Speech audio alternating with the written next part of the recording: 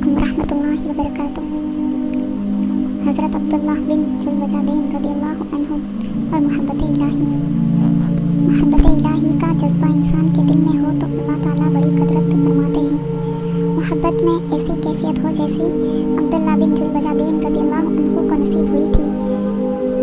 یہ ایک نوجوان صحابی تھے جو مدینہ طیبہ سے کچھ فاصلے پر ایک بستی میں رہتے تھے۔ دوستوں سے معلوم ہوا کہ مدینہ طیبہ میں ایک پیغمبر علیہ الصلاۃ والسلام تشریف لائے ہیں۔ چنانچہ حاضر ہوئے اور چوری چھپے کلمہ پڑھ لیا۔ واپس گھر آئے۔ گھر کے سب لوگ ابھی کافر تھے، لیکن محبت تو وہ چیز ہے جو چھپ نہیں سکتی۔ اپنی طرف سے تو چھپایا کہ کسی کو پتہ نہ چلے، مگر نبی علیہ الصلاۃ والسلام کا کوئی ذکر کرتا تو یہ متوجہ ہوتے۔ چنانچہ گھر والوں نے اندازہ لگا لیا کہ کوئی نہ کوئی معاملہ ضرور ہے۔ ایک دن چچا نے کھڑا کر کے پوچھا، بتاؤ بھائی کلمہ پڑھ لیا ہے؟ فرمانے لگے جی ہاں۔ چچا کہنے لگا، اب تیرے سامنے دو راستے ہیں، یا تو کلمہ پڑھ کر گھر سے نکل جا، اور اگر گھر میں رہنا ہے تو پھر ہمارے دین کو قبول کر لے۔ چنانچہ ایک ہی لمحے میں فیصلہ کر لیا۔ فرمانے لگے، میں گھر تو چھوڑ سکتا ہوں لیکن اللہ کے دین کو نہیں چھوڑ سکتا۔ چچا نے مارا پیٹا بھی اور جاتے ہوئے جسم کے کپڑے بھی اتار لیے۔ جسم پر کوئی کپڑا نہ تھا۔ ماں آخر ماں ہوتی ہے۔ شوہر کی وجہ سے ظاہر میں کچھ کہہ تو نہ سکی، لیکن چھپ کر اپنی چادر پکڑا دی کہ بیٹا ستر چھپا لینا۔ وہ چادر لے کر جب باہر نکلے تو اس کے دو ٹکڑے لیے، ایک سے ستر چھپا لیا اور دوسری اوڑھ لی۔ اس لیے جلوجادین یعنی دو چادروں والے مشہور ہو گئے۔ اب کہاں گئے جہاں سودا کر چکے تھے۔ قدم اپنے آپ مدینہ طیبہ کی طرف بڑھ رہے ہیں۔ رات کو سفر کر کے صبح کو نبی اکرم صلی اللہ علیہ وسلم کی خدمت میں حاضر ہوئے۔ نبی کریم صلی اللہ علیہ وسلم نے دیکھا تو چہرے پر عجیب خوشی کی کیفیت ظاہر ہوئی۔ صحابہ کرام متوجہ ہوئے کہ یہ کون آیا کہ جس کو دیکھ کر اللہ کے محبوب کا چہرہ یوں تمتما اٹھا ہے۔ دونوں جہاں کسی کی محبت میں ہار کے وہ آ رہا ہے کوئی شب غم گزار کے۔ حاضر خدمت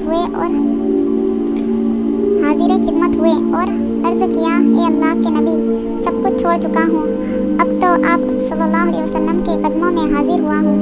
لہٰذا اصحاب کفہ میں شامل ہو گئے اور وہیں رہنا شروع کر دیا، کیونکہ قربانی بہت بڑی دی تھی۔ محبت الہی میں اپنا سب کچھ داؤ پر لگا دیا تھا، اس لیے اس کا بدلہ ایسا ہی ملنا چاہیے تھا۔ اس لیے ان کو ایسی کیفیتیں حاصل تھی کہ محبت الہی میں کبھی کبھی جذب میں آ جاتے تھے۔ آج کل کے لوگ پوچھتے ہیں کہ جناب جذب کیا ہوتا ہے؟ جناب حدیث مبارکہ پڑھو، پھر پتہ چلے گا کہ جذب صحابہ کرام پر بھی طاری ہوتا تھا۔ حدیث مبارکہ میں آیا ہے کہ یہ حضرت عبداللہ جلوجادین رضی اللہ عنہ مسجد نبوی کے دروازے پر کبھی کبھی بیٹھے ہوتے تھے اور ایسا جذب طاری ہوتا تھا کہ اونچی آواز میں اللہ اللہ اللہ کہہ اٹھتے تھے۔ حضرت عمر رضی اللہ عنہ نے دیکھا تو انہوں نے ڈانٹا کہ کیا کرتا ہے؟ یہ سن کر اللہ کے نبی صلی اللہ علیہ وسلم نے فرمایا، عمر، عبداللہ کو کچھ نہ کہو، یہ جو کچھ کر رہا ہے اخلاص سے کر رہا ہے۔ کچھ عرصہ گزرا، نبی کریم صلی اللہ علیہ وسلم ایک غزوے میں تشریف لے گئے۔ حضرت عبداللہ بھی ساتھ تھے۔ راستے میں ایک جگہ پہنچے تو بخار ہو گیا۔ نبی کریم صلی اللہ علیہ وسلم کو پتہ چلا تو آپ ابو بکر و عمر رضی اللہ عنہما کو ساتھ لے کر تشریف لائے۔ جب وہاں پہنچے تو حضرت عبداللہ کے کچھ لمحے باقی تھے۔ نبی اکرم صلی اللہ علیہ وسلم نے ان کے سر کو اپنی گود مبارک میں رکھ دیا۔ یہ وہ خوش نصیب صحابی ہے جس کی نگاہیں چہرے رسول صلی اللہ علیہ وسلم پر لگی ہوئی تھی اور وہ اپنی زندگی کے آخری سانس لے رہے تھے۔ سبحان اللہ! گود مبارک میں اپنی جان اس کیفیت میں جان دینے والے کے سپرد کر دی۔ نبی کریم صلی اللہ علیہ وسلم نے ارشاد فرمایا کہ کفن دفن کی تیاری کرو۔ آپ نے اپنی چادر بھجوائی اور فرمایا کہ عبداللہ کو اس چادر میں کفن دیا جائے گا۔ سبحان اللہ! واہ اللہ! تو بھی کتنا قدردان ہے کہ جس بدن کو تیری راہ میں ننگا کیا گیا، آج تو اس بدن کو اپنے محبوب کی کملی میں چھپا رہا ہے۔ سبحان اللہ! سودا کر کے تو دیکھے، پھر دیکھے کہ اللہ رب العزت کیسی قدردانی فرماتے ہیں۔ ہم لوگ ہی بے قدرے ہیں کہ اللہ تعالیٰ کو بھی کہنا پڑا۔